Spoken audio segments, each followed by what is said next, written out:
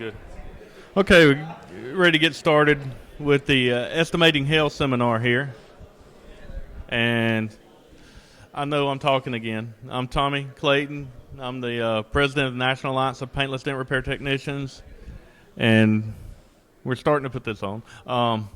Stop by our booth out there. We're a trade association basically for paintless dent repair. We're all technicians. We all push metal, just like you, just trying to help the industry.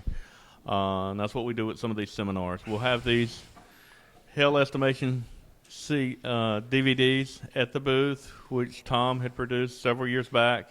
Let us have the rights to reproduce some, pick up several, give them to your adjusters, look at them yourself. And guys, I'll even give you license since I'm on the copyright of that. You can burn those, whatever you hand them to anyone that will learn. It all benefits us financially, okay? So, yeah. So without saying much more, this is Tom Price. He's been doing PDR for 2 weeks now. You were trained? Just got out of training. I got the center of the circle, and they let me go. Okay, so Tom's been doing this since DIRT was formed, back around 92. 92. And this is his son Seth. He has another son named Luke. Two sons named Seth. He has another son named Luke, and he's in Australia. He's working, Brisbane. But without me saying any more, here's Tom and Seth. All right, hi guys. I think some of you probably sat through the same. Gonna pass that around. This is, I don't know, third, fourth time I've done this, okay? I want to get through a couple things first, and then we'll have time for questions at the end. But if I start letting questions come up, I'll get easily distracted because I am ADD and OCD and everything else that has initials behind it. So we'll try to keep that going. Now, the first proclamation I'm going to make here, that is my son Seth, first of all. First proclamation is, I am an industry expert. And before you think that's arrogant, all of you are industry experts. That's what we're going to learn today, okay? And if you remember nothing else in here, we are the industry experts, not insurance companies, not adjusters, not even body shops. If you are a paintless dent removal technician, we are the industry experts. And the only way we're going to get back control of our industry is by getting in our heads first that we're the industry experts, not them. Do you guys want someone else speaking for you in regards to what you can and can't do? Do you want someone speaking for you in regards to what you're going to charge? Well, then let's take control back of our business. So it comes by changing our mind, renewing our mind. I want you guys to say it on the count of three. I want to say we are the industry experts. You ready? 1, 2, 3. We are the industry experts. Remember that. If you guys learn anything in here and you see me later in the hallway, say that to me. That'll let me know that at least I conveyed something good during this whole meeting. Okay. So, a couple things up front, disclaimers. We cannot talk specifically about pricing, okay? We get accused of violating anything from McCarran-Ferguson to RICO to the Sherman Act to there's even one called the Clayton Act. Are you related to the Clayton Act? Okay. Those are all acts of Congress that say that basically we can't talk about pricing, but insurance companies can, basically, and states regulate it, okay? So, if I give an example today, it's going to be just a generic, if somehow pricing gets out or whatever, it's just for understanding something. But we're not in any collusion. We are not doing any price fixing. I'm not recommending any values on any matrix, okay? I'm going to recommend a framework for a matrix, meaning that's part of how we control the industry, is not letting the charts get carried away where we're up to 2 to 3 to 4 to 500 dents.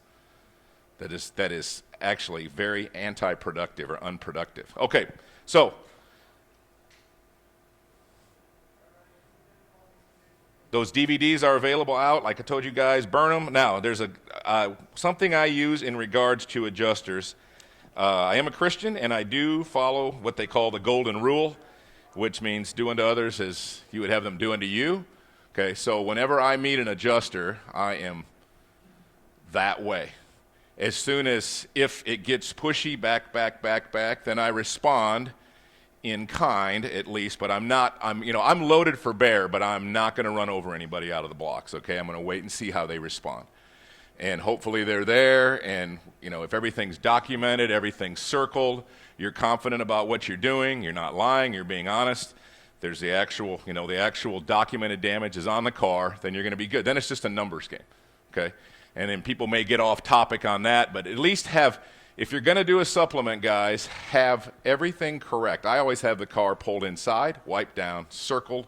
I even put the panel price on the numbers ahead of time. I put it on there, put the oversized. I put the dollar figure right off the chart that I'm using. Then they see it, and they come in, and they're already, now they have to go back to home field to defend. Do you understand? They're already seeing where I am, okay?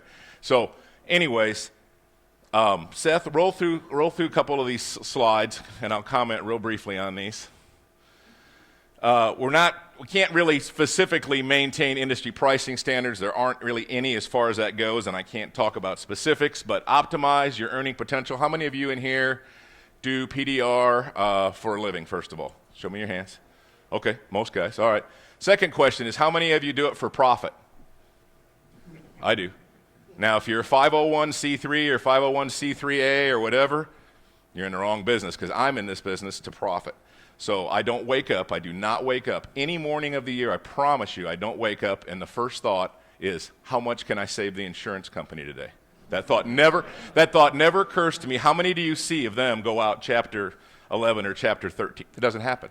You know, the State Farm, I probably shouldn't say that, but anyways, the world's largest insurance company in this country has a $60 billion portfolio of liquid assets, only surpassed by Microsoft. That's the wealthiest company in the United States.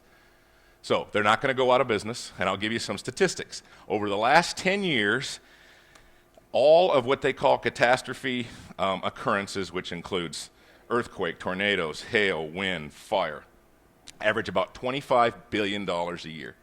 That even factors in Katrina back in, I think, 2002 or 2003, somewhere. So it goes a 10 to 13 year span. It's $25 billion a year. Now you'll be impressed and unimpressed to know that hail, they actually lump hail and wind together. We are 3.8% of that industry. That is less than $1 billion a year. We're not going to break anybody.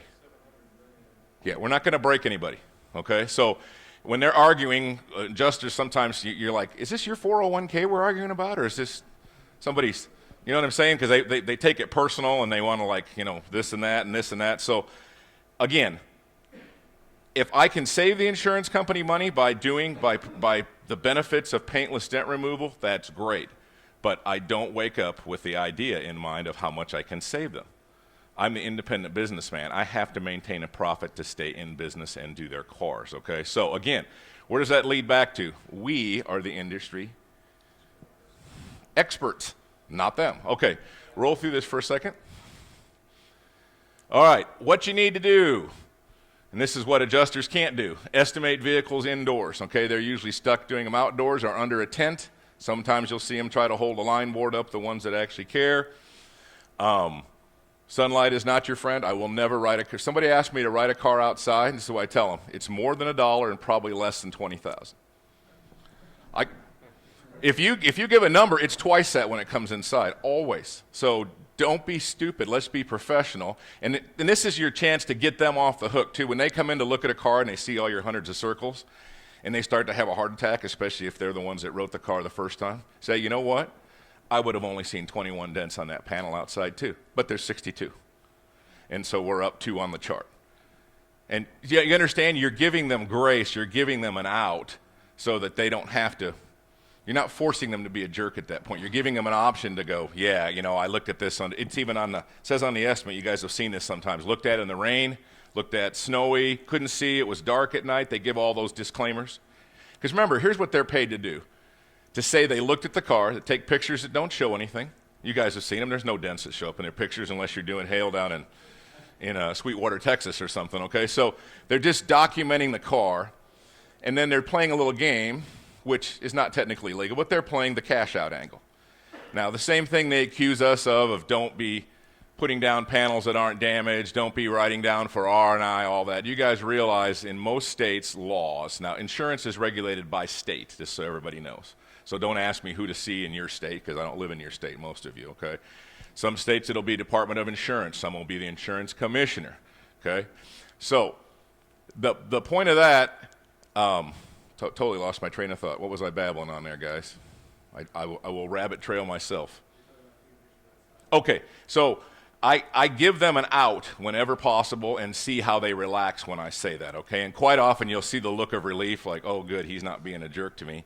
Yes, so Clean and dry all the panels. Guys, carry some silicone-free polish with you. If you're working in body shops, the painters are really not going to like you if you're spraying Meguiar's or some brand that has silicone in it. Find a commercial brand at a PBE store. It will say silicone-free. Keystone makes one. I believe Wizards makes a silicone. You have to ask. So clean them off. Use a magnet to identify aluminum panels. Okay, use PDR lights to properly judge and determine diameter. Now, scroll to the next screen because I think it's coming up here, Seth. Circle and count. Make supplements easy by clearly justifying your pricing. Okay, I even use pink. I've had adjusters tell me, please don't circle any more cars, it's embarrassing. They capitulate, do you understand? I'll have it all labeled for them, like State Farm, Allstate, Kabam. It's listed on every panel, all circled, and so they know you're ready to do business. And I've had them say, oh man, it's embarrassing. I come in here and you got 6 cars. I feel like an idiot. I'm like, I'm not trying to make you feel like an idiot. I just wanted to have it all done. And then we're at a good working. You understand? I've already pressed back in a nice way, and he's already capitulating. Okay. So I didn't bring it with me this year. I'll bet many of you haven't seen this. I have an estimate from Allstate of all people that are sometimes difficult to deal with that says the adjuster wrote it on the notes. He said, I gave up and capitulated to what the dent guy asked. He put it right on the estimate. Now, we should all have those framed somewhere, okay? Now, let me qualify another thing. If you are a DRP, if you work for one of the big 5 big box dent companies or whatever, where you have a lot of DRP, okay, direct repair provider agreements, and you're working at one of their DRP shops, you will have to go with whatever agreement they have made with that different insurance company. If it says you can't, no double markups, you have to do that. Okay? So if you're working for a big company with DRPs, you cannot exercise the freedom that some of us independents have when we walk into another shop that is a ma-pa shop. Okay? Now, the problem you have at a ma-pa shop is they're sometimes scared of the insurance companies. Okay? But so are the DRP people. They're scared of their own shadow. Most of the chains, the Abra guy's afraid he's going to get fired by his boss, who called him on the phone and told him he's too high, who told him he was too high, and they're all scared and timid. So, go to the next slide, please, Seth. All right, use your coins. Now, guys, I know everybody likes their magnets, and they're cool. I have something cooler than magnets. I've upped the primordial chain a little bit higher. I actually get uncirculated gold, and I gold plate, which is defacing money, so you can have me arrested later. But anyways, I do gold plate $50 and silver dollars. And this one's all the way back from bicentennial year. Okay. Also put a magnet, a stickable magnet, and that does 2 things. Tells me what the panel is. Now, these are not for me. These are for an adjuster that takes a liking to you or at least wants to learn. I sew these. I give these out. I've had them tell me. Gave one to a guy in a body shop. I said, now make sure you're using these when you guys are writing.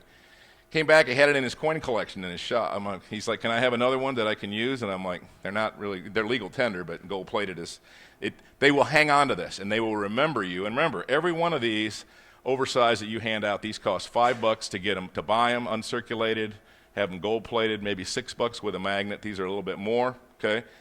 When I hand those out, every time they write an oversized or a double oversized, this is $50 and $100. So you don't think that's a good ROI? Okay, so you don't need to hand out magnets.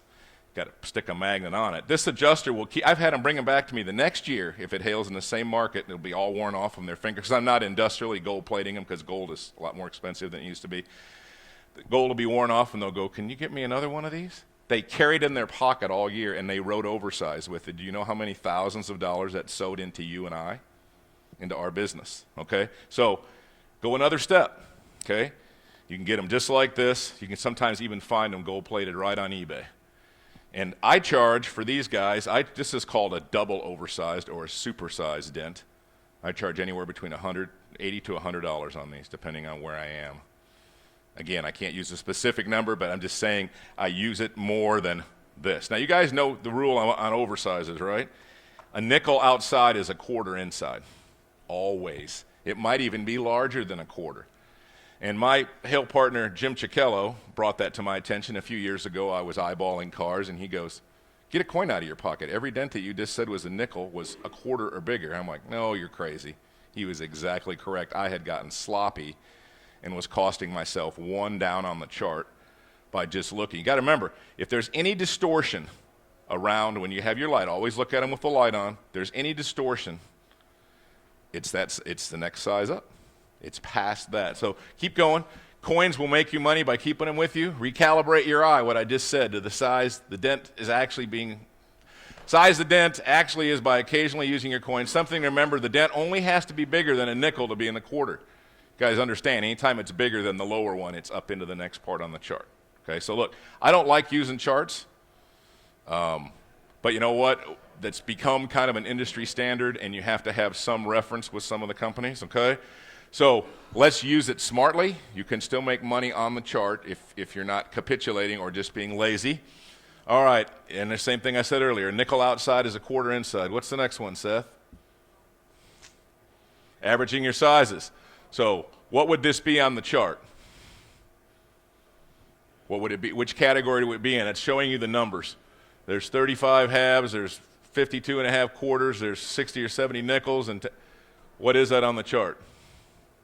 It's whatever the majority size is what it rolls into, guys. You can't add them together. I had an adjuster once say, now I add the nickel dents, I add the nickels and dimes and quarters, right? I'm like, only if you want to be fired by your superior, okay? It's the average of what they are on a panel. Does everybody understand what I'm saying? If there's 10 nickels, it's whatever the highest number is on that is what your size is on that. Now, does everybody know, because I'm assuming a lot of things, you all know when I say a chart, right? You've all seen industry matrices come on paper, okay?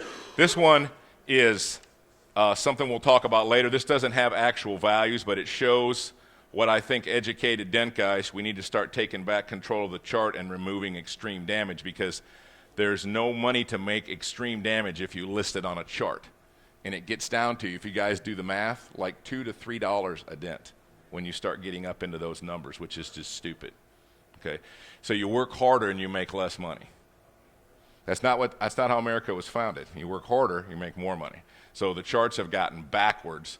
So when you start getting into extreme damage, now remember guys, you all have the right to have your own charts in your areas. And you guys know by law, insurance companies are supposed to do regular, some states yearly surveys, supposed to survey 5 competitors in your market. How many of you have ever been asked to fill out a survey for an insurance company?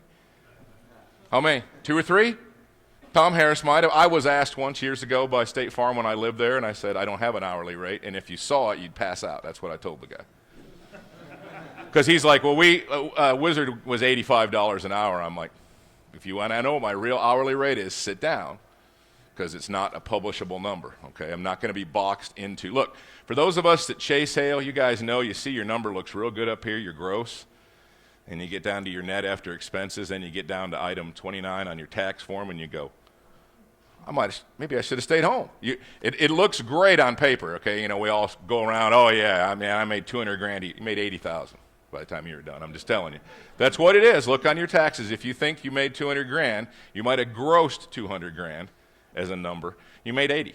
Look on your taxes. Look what the net is after everything comes down, okay? So, am I crying about that? No, but it takes expenses, it takes money to do this. You cannot short sight. You cannot include R&I and just go. I remember when I was, years ago, I was a dent wizard from 92 to 97, trained by Lido. We were very, very good back in the 90s. We were awesome technicians. I can't speak for what's happening today, but back then, we were good. You're laughing, Derek, but we were good, weren't we? Come on, Derek, you can say it. Yes, we were good. We were trained killers back then, okay? So I used to just include my R&I in, I just look at a card and I go $300 or whatever number. And then, actually, even though I fought when I got into hail later and charts came out, what I said $300 is probably $1,100 on a chart. But you say, just looking at it, and you look at your magic number is, let's see, I knew when I worked for Wizard that I had to bill whatever it was, $800 a day was my number they wanted me to crack in my area, okay? So I looked at, let's see, I've already billed $550 today. That car's $250. That's how your brain looks at it. Do you understand? It doesn't make any sense, but you guys that do wholesale know you do that. I'm not the only person. If everybody's honest in here, you'll raise your hand and you'll go, I've done that before. Okay, well, that was my past. When I started chasing hail for a living, now that stuff isn't funny to me anymore. When I go into a town and it's not hailed there, so the local guy, may be a really nice guy, but they just put flat numbers on cars. I'm in town. This is my whole year in front of me, my 100 days of working. That's what I usually call a hail guy has a magic 100 days to make his money, okay? Average guy. So I look at it as, my nut to crack is not his nut to crack.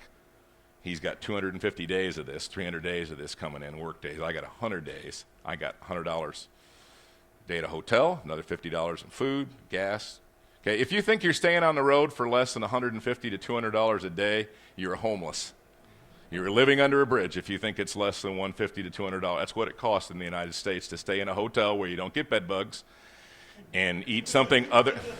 You can still get bed bugs at the Marriott at $250 a night too. So it's the same people that clean their rooms that pass the bed bugs. So anyways, but I'm just saying, if you think you're staying on the road for less than $150 to $200 a day, you don't understand what your taxes are about. Now, you get reimbursed for some of it. I understand that. But that's still coming back off of the top if you understand how you do your taxes. All right.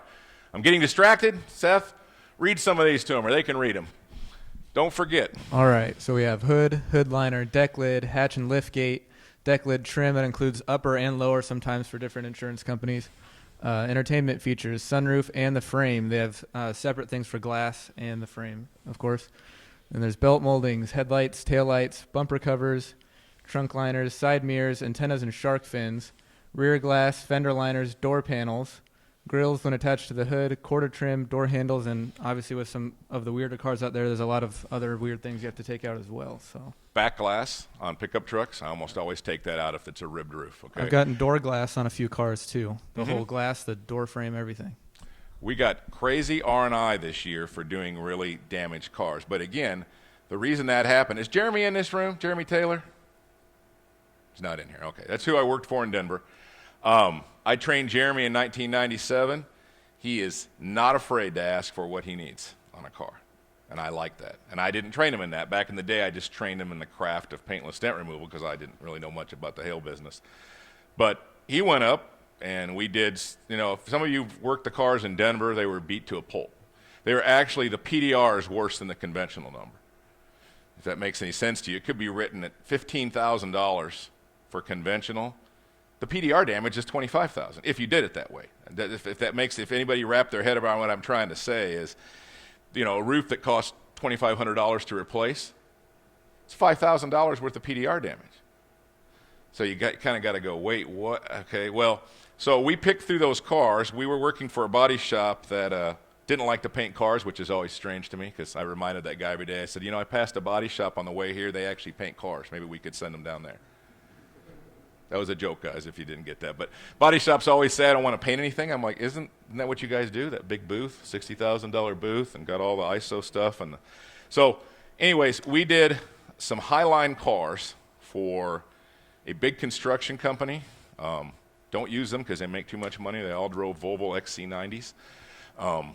And we did 10 of those cars, and when the adjuster came in, we told them these cars are beat to a pulp.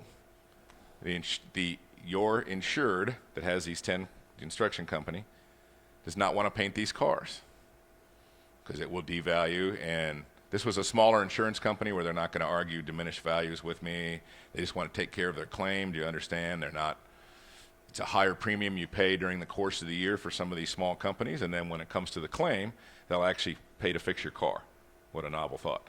So anyways, we explained to them, customer does not want to devalue this car. I don't know what your policies are on diminished value, and you see the guy's head because that goes into the legal department, the underwriting department, okay? And that becomes a real gray area. Insurance companies don't want to go there, but sometimes they get sued for diminished value, which means, anybody understands what that means, is after the car's been all painted and mudded, it's worth about half because it looks like it's painted and mudded, okay? And Highline cars, if you watch the Barrett-Jackson auction, cars that look like this aren't in the Barrett-Jackson auction, okay? So you can't tell if anything was ever done to those cars. That's the whole point. But so Jeremy, the guy I was working for, said these cars, we're going to PDR what we can PDR, but I don't care how you write it, we need conventional money because the damage is even past that. So the guy's like, well, how many hours? Again, because their brain goes into hours or units. I always like a unit too. I'm like, units. So anyways, He said, I need 40 hours on this rail. I almost had a heart attack. Like 40 hours at $50 an hour, $48 an hour in Denver. The guy said, okay. He goes, he says, I think this section, he goes, how should that really be fixed? I go, section the rail, take the rail off. I said, the guy doesn't, pre-loss condition isn't covering a rail with mud, guys. That's not pre-loss condition. That was pre-loss condition before paintless dent removal. You guys realize now that there's an option. We are true pre-loss condition when we are not drilling holes or doing anything on the car like we're not supposed to do. We are the closest thing back to pre-loss condition, and if you look on your policy, insurance company is supposed to pay to bring your car back to pre-loss condition. Did your car come full of mud with 8 gallons of plastic filler and seam sealer and everything? No, it did not. So on a nice car, you don't want, no offense, I came out of the auto body, you don't want some guy up there with a big trowel or a 2x4 running down your roof with 40 pounds of mud. That's not pre-loss condition. So it might be on a Kia or something like that. I mean, if you're that buyer, okay, I'm not insulting people here, I'm just talking realistically. But a high dollar car, I want my car back like it was. So we got more money for PDR than they wrote for conventional to keep the 10 Now remember, we had horsepower on our side. I had a body shop that said, I'm not wrecking these guys' cars by painting them. The claimant had 10 cars. And those 10 vehicles, guys, were about $140,000 in damage for 10 hail damaged vehicles, okay?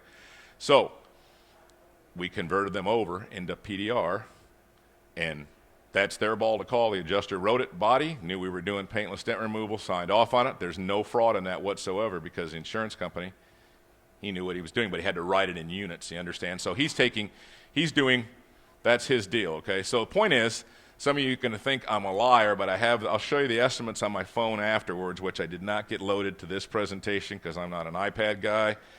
My son Luke in Australia did this for us, but got $2,300 on a rail on a Volvo.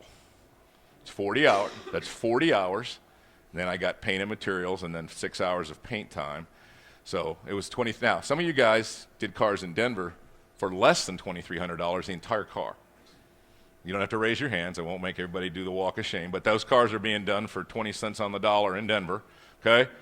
So am I given a number of, yeah, let's all get $2,300 on a rail? No. But you know what? I would have never got it if it wasn't asked and if it wasn't explained and if we didn't have leverage on our side, okay? So I'm older. I don't have a whole lot of pushes left in my body. In fact, now I have to wear glasses over my contacts to see you. That's how bad everything is.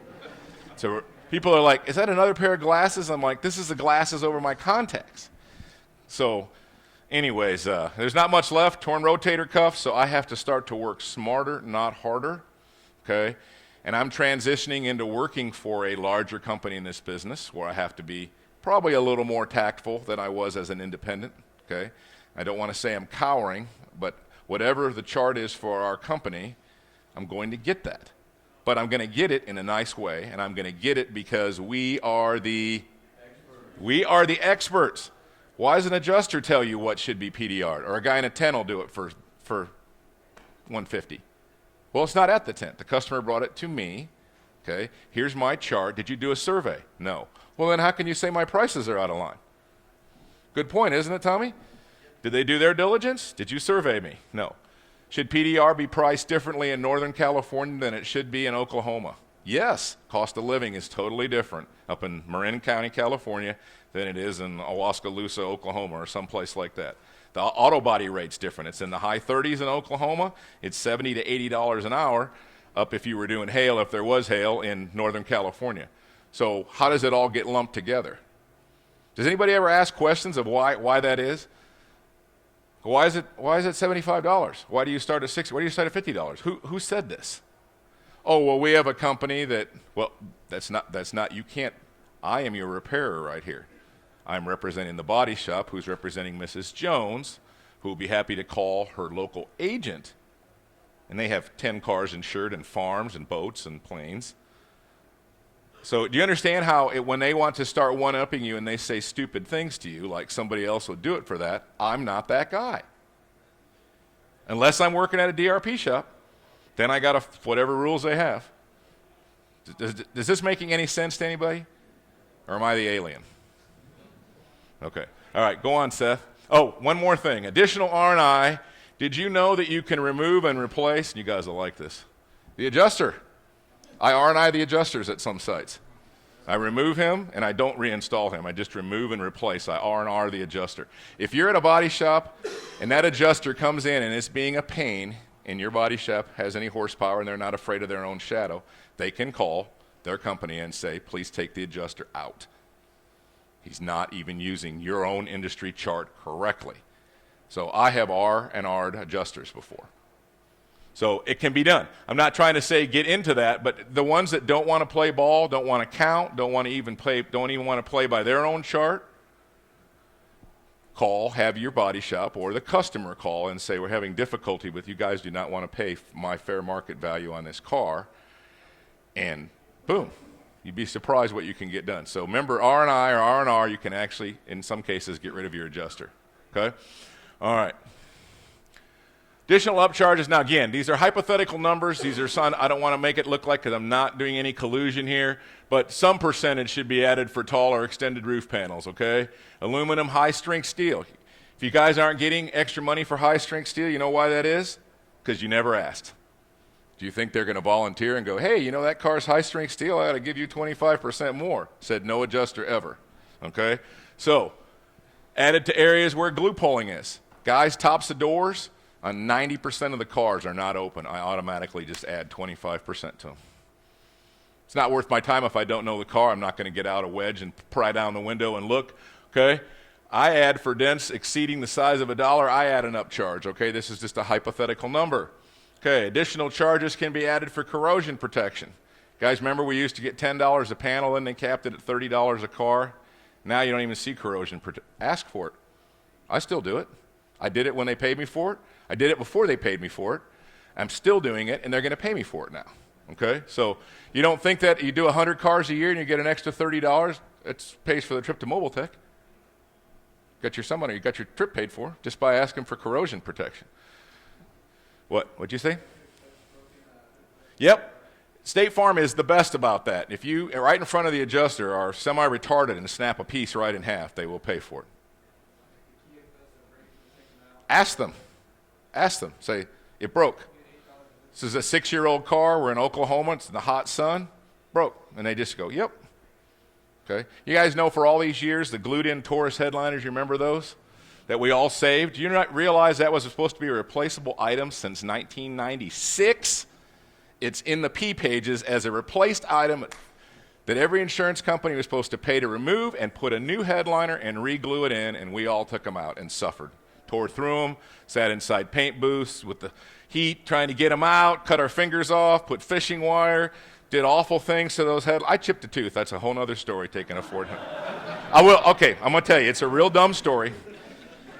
Bill Hewlett was with me, owns Pro PDR Solutions, and I am not trying to offend anybody. I'm called a trim tard. That my partner tells me, stay away from the car. You are a nightmare. You can thread bolts that don't even have threads. So he cross-thread a bolt that doesn't have threads is what he says to me. So we are pulling down a Ford Taurus headliner. I got my hands on my side. He's on the back side, trying to get through that glue, and I'm leaning out extended. And it came loose, fell down, hit my tooth on the pillar, chipped the paint off the rail, and broke my tooth straight off. Looked in the mirror on the side. Bill Hewlett was frozen. He's like, oh my, he goes, you snapped your tooth halfway off. I'm like, that's what green Sharpie markers are for. It was a green Taurus. It filled right in. But anyways, that's another story. So, yes, I did chip a tooth taking it. But those were supposed to be paid in the P pages to be replaced all the way along. So think how many millions of Tauruses were made and how much money the insurance company saved on those. Okay? All right. So, removing and replacing clear bras, decals, and then this is my other son's sense of humor. Up to $1,000 can be added if you're behind on your mortgage. So, anyways, he sent that from Australia with love. But that is kind of funny because that's sometimes how dent guys look at the car. They're like, $2,600 and I need a new set of $4,500. Okay, go to the next page. Okay, here we've already talked about this. You don't know if you don't ask. How many charts still say on rails CR after $200? A bunch of them. You can't paint a rail for $200. Come on, guys. You know what the R&I is to take that apart, even to take off all the moldings, to pull the window strip lace back, the weather lace on a windshield, the back glass, to do those correctly. Don't let them tell you, hey, that's over $200, so you just go, okay, I'll do it for that. Anybody ever worked at a body shop? You can't even paint a panel on a car for $500 today, on any panel. Can't. And if you get into adjacent panels, you're throwing numbers up on top of that. You're throwing, now they're running Enviro-based base and clear now, okay? The prices did not go down, I promise you for that, okay? If you've looked, it did not. Did it go down, Derek? Is water more expensive than solvent? Yes, it is. Okay, so don't let them tell you it saves money. It does save the environment, okay, if it's in the clear.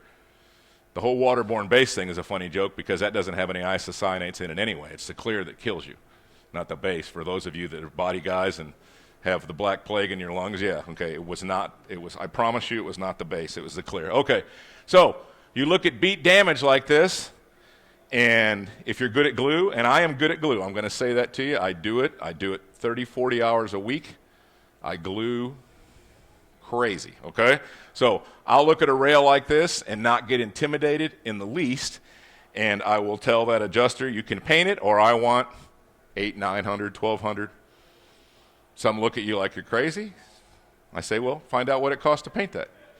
Not supposed to break a blend on a new car, most insurance companies, so it's supposed to go the rail all the way back. It could be the quarter, right? That's the whole uniside, guys, comes from the firewall back. Not supposed to be taping up to window laces, not supposed to be taping up to rear glass moldings.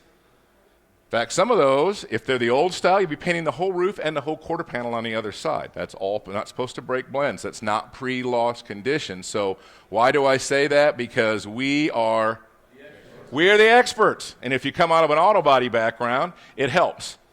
Okay? So when they say stupid things like, it's $200 to paint a rail, I'm like, on a Hot Wheels car? What are you guys talking about?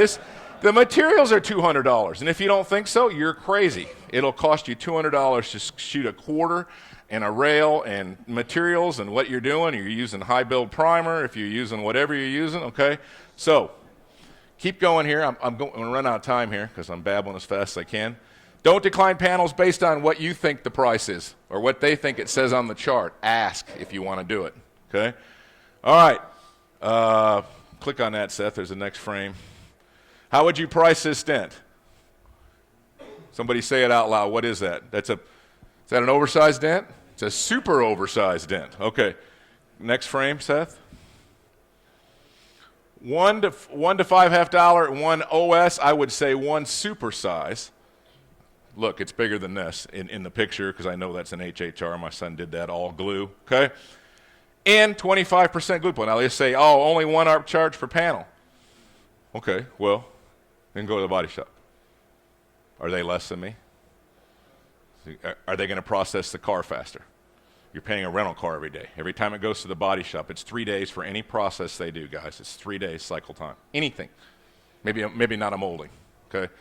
But, so, again, you're armed with knowledge in your head, so no one can out BS me. And mine's not BS. I will give you the factual answers back, but if you say something stupid to me, I'm the wrong guy to say that to because I have information in my head. I do this for a living because I'm an industry expert, okay? They're not. I don't tell them how to download their tough books and run their files. I don't tell them that. So they don't tell me what's glue pullable. They don't tell me what's doable. They don't tell me the other guy. The other guy's not here. My name's on my shirt. I am Tom. I am working here as a subcontractor for this body shop. So you either got to replace me or we got to agree or we got to replace you, worst case scenario. I've said that before as a joke. They think that's kind of funny. But anyways, go ahead. Next one. Most important tool you'll have is your pen or your laptop or your mini iPad. Okay. Seth, this is his first full year pushing. He's done R&I for a couple years. What else have I forced you to become to be good at?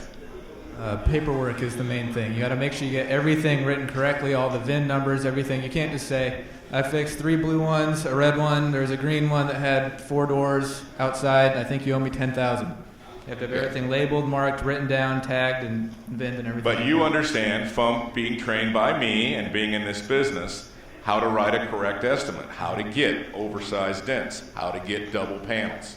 how to get this. Now look, something that's even better than your brain, if you're a hail guy that's been doing it a lot like me, my brain tells me that's a difficult car. That one kicked my butt last time. That's factored into my brain. And if you don't think you can't ask for that, ask the guy this. Is it more expensive to replace a fender on a Neon or a Maserati? And they'll look at you all stupid. I'm like, totally different.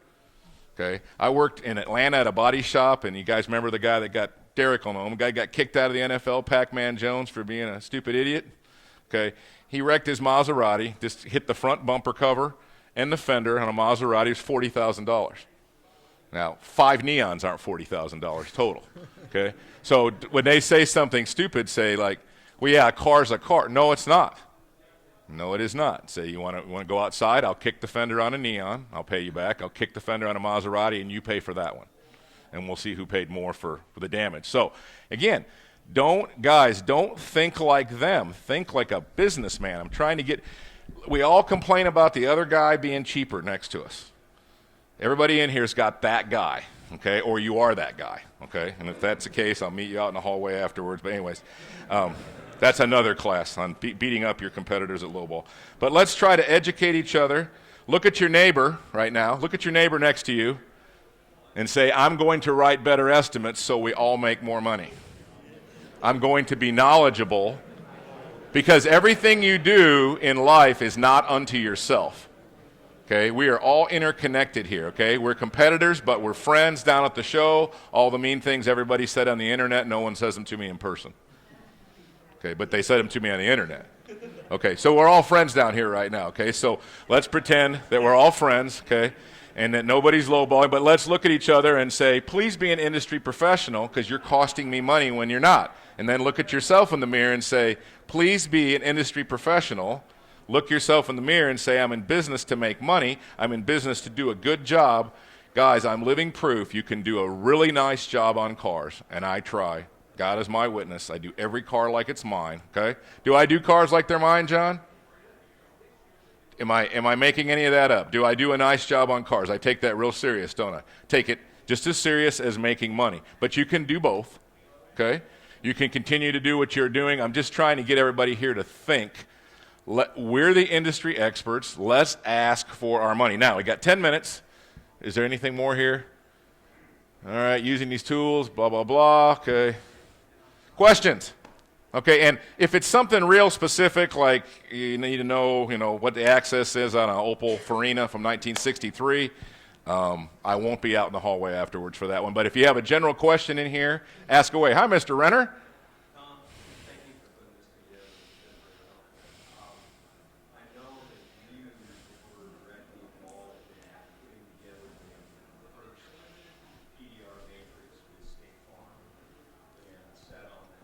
Yeah, actually, Dent Wizard did. Now, I was a Dent Wizard at the time. Anyway, But what's your question? The biggest thing that I have a real gripe about the 25% upcharge for aluminum panels. And now we have a truck, as you've mentioned, that's going to be all aluminum out there, and it seems like we're going to be spending a lot more time working on aluminum. It is a time consumer. It takes twice the effort. It takes twice the number of pushes. Why is it only 25%? I think we keep asking ourselves. You know why that is? Because somebody said, that very That's company said it's 25%.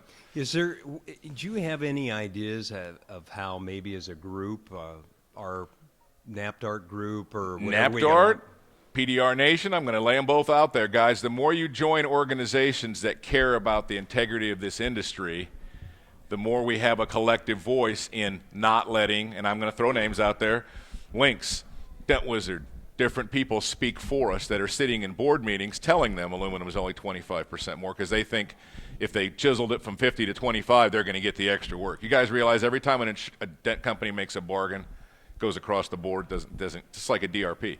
You think that you're the guy, hey, I'm going to do the DRP in town. 8 other guys are doing that DRP. Okay, it doesn't work. So address that real quick. The way that right offhand I think about that, I go back to our statement that we can't collude or do anything like that, but we can also use that for our own good. In the statement that most of the time we put up before we do a seminar, it says price fixing, goes through the whole thing, that each person sets their own prices. Each company sets their own prices according to what their market will bear. Yep. We set our own prices. As Tom said, we're the industry experts. If we start setting our prices there, they keep seeing that, keep seeing that, keep seeing that. We set the prices. Those other ones in the area are setting the prices. It's got to go. Now, will there be some fighting? Sure. No, I'm not suggesting we all get together and say aluminum is X amount. That's not what we're here for. But just as we're encouraged to set our own prices, set your own prices.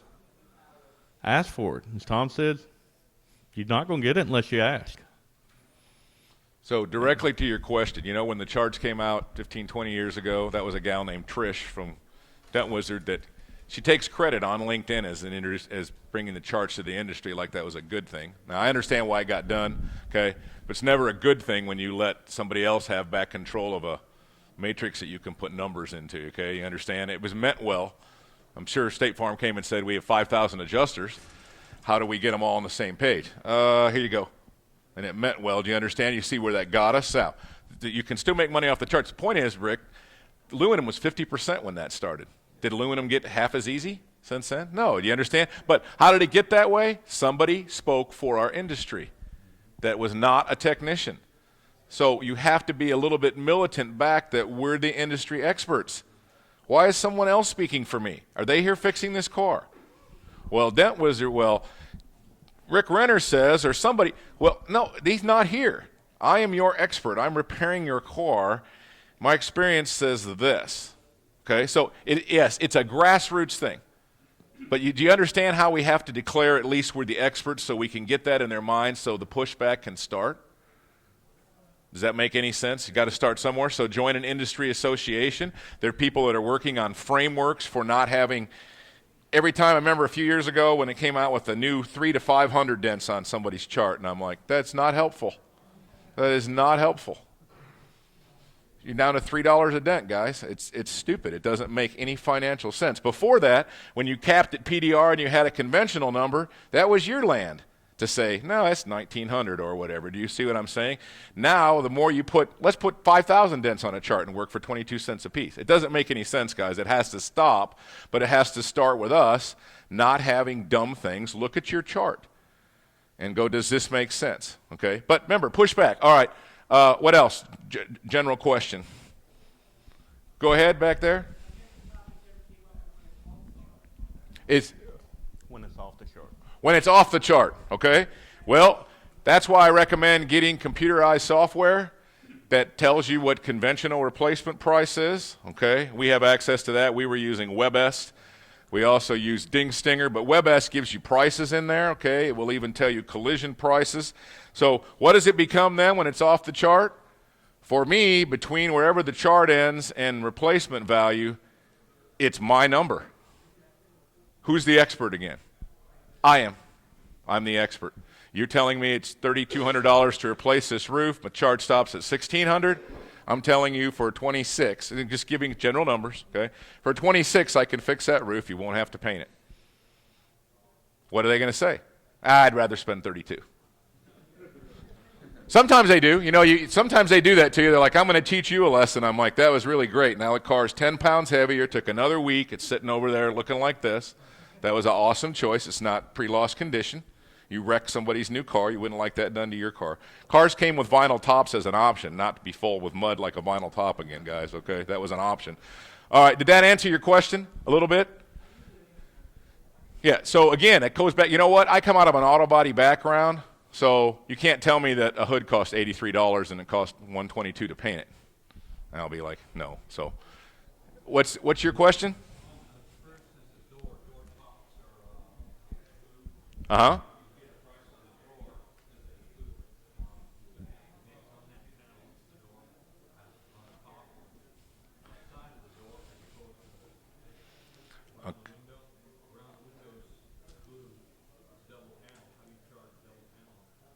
Double panel for the whole panel.